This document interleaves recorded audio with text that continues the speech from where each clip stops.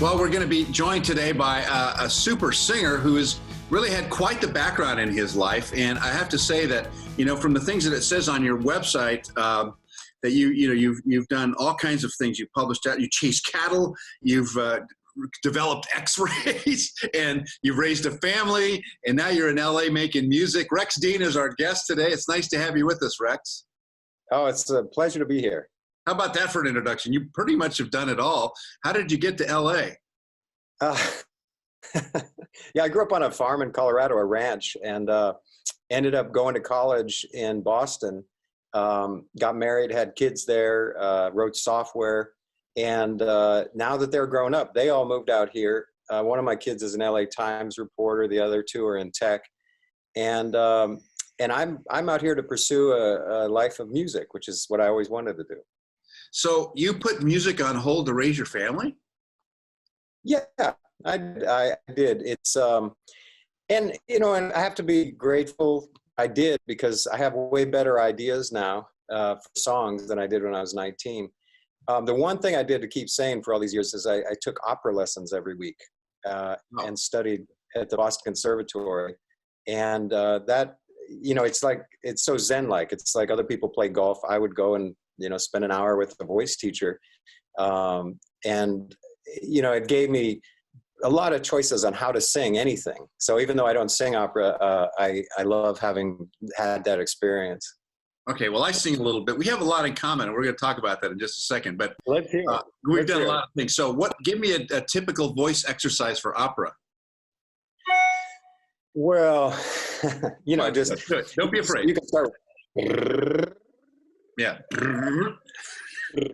like that, you know, and yeah, and then you've got a range. You got to fix your range, right? Work on your range. Right, and you find places that are stuck, you know, that are just like noisy or stuck, and you just work gently on those, you know, right? And there's a little noise in that, so I want to, you know, and as I get older, I have to warm up a lot more to smooth that out. But I have to say that when I listen to your music, it's very soothing, very relaxed. You've got a great soothing voice, and I think it just you said zen-like when you're working on opera. I feel zen-like when I'm listening to you. Oh, that's nice of you to say. Well, what you find is that you have to become a better person to sing better. You know, you have to relax. And one thing that I was kind of complaining about yesterday, I was just talking to my piano player a minute before we got on the phone, is that I recorded a couple songs yesterday, and I am tense and I am upset, and you know, I'm dealing with, you know, roommates leaving and friends of friends dying, you know, and I'm just like, I'm tense, and I can tell I need to lower my voice about an octave. And my piano player, Daryl Diaz, pointed out, it's like, think about Marvin Gaye, think about Nat King Cole. All these guys had all sorts of bad things happening to them all the time. Yeah. You know, and they still sang. And so it's like, okay, I'll stop complaining. But my goal is to be relaxed and soothing, you know, because the world needs some of that. Yeah, you have to rise to the occasion. Have you been watching what's going on around the world with all these artists contributing and doing music online to kind of give people a sense of who they are and what they're doing? Have you thought of doing that yourself? I have. In fact, today I'm doing two things for the first time. Broadway goes viral, because my previous life, if in addition to opera, I would do show tunes and jazz standards. And I never thought of writing music myself, because I thought, who am I to write? And for the last couple of years I've started, and I'm happy with it. I'm glad I did. But so I have a lot of friends that are Broadway singers, and so I just contributed something to Broadway Goes Viral. And then later on tonight, there's a concert online called A Light in Dark Places. And these are people who've come together about suicide, and so singing songs of hope about that. So, you know, last year I went to Sicily for a week, and boy, that is the one place in the world they love music. If I just started singing on the street, a crowd would gather, and whereas you come to LA and people are like, we don't care about you, shut up. In Sicily, they're like, oh, you know, you're singing. And so seeing these videos of Italians singing is just, you know, it's wonderful. Well, the Sicilians love the music. They love that sort of thing. Speaking of that, let's talk about you. On your bio, you performed for Princess Grace. Tell me about that. Yeah. Well, it's funny. I had sung Stardust. My high school band, I played saxophone, and my bandmate said, Diane, she said, Rex, here's the vocals for this. Let's ask if you can sing it. And then the band director said, sure. So I listened to Sinatra over and over on an old 78. Sometimes I wonder why I spend the lonely nights. And I learned it.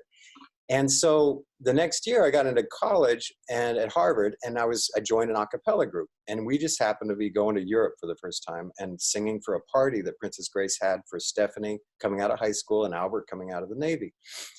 And so it was like at midnight, we're walking from the dinner to the disco, and I kind of corralled Grace and I said, hey, I hear you were I didn't know anything about her, but I said, I heard you were in movies with Frank Sinatra, and I always wanted to sing this song for someone who knew Sinatra.